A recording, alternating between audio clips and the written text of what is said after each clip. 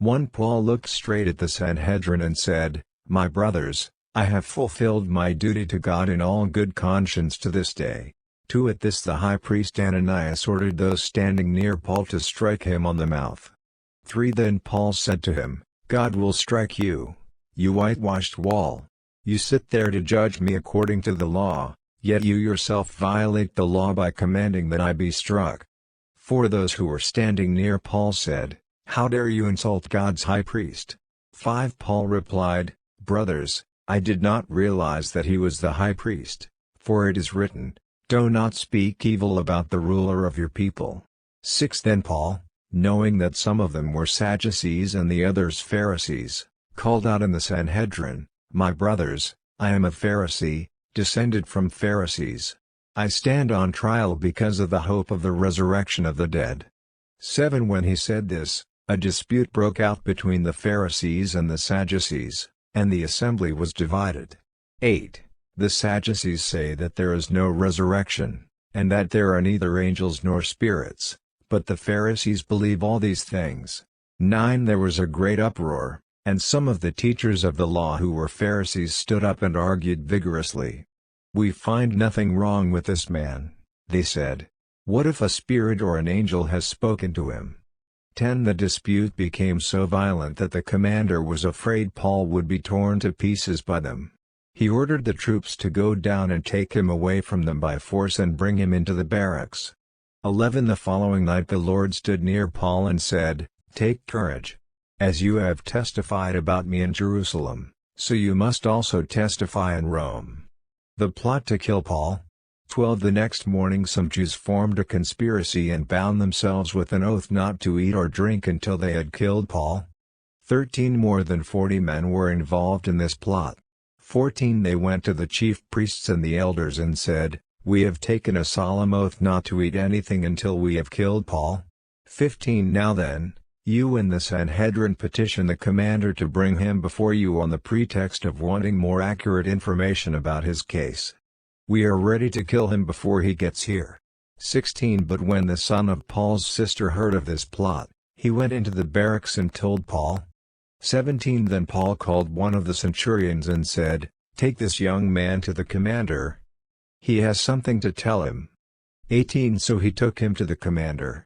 The centurion said, "Paul, the prisoner, sent for me and asked me to bring this young man to you because he has something to tell you." 19 The commander took the young man by the hand, drew him aside and asked, "What is it you want to tell me?" 20 He said, "Some Jews have agreed to ask you to bring Paul before the Sanhedrin tomorrow on the pretext of wanting more accurate information about him." 21 Don't give in to them, because more than 40 of them are waiting in ambush for him. They have taken an oath not to eat or drink until they have killed him.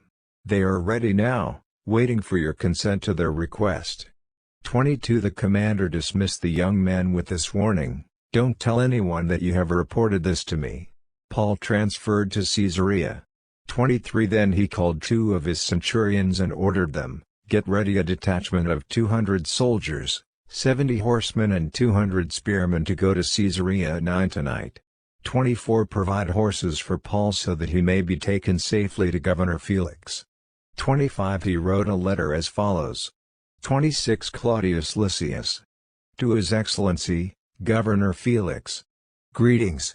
27 This man was seized by the Jews and they were about to kill him, but I came with my troops and rescued him, for I had learned that he is a Roman citizen. 28 I wanted to know why they were accusing him, so I brought him to their Sanhedrin. 29 I found that the accusation had to do with questions about their law, but there was no charge against him that deserved death or imprisonment. 30 When I was informed of a plot to be carried out against the man, I sent him to you at once.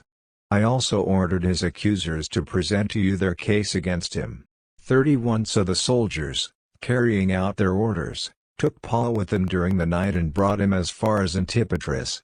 32 The next day they let the cavalry go on with him, while they returned to the barracks. 33 When the cavalry arrived in Caesarea, they delivered the letter to the governor and handed Paul over to him.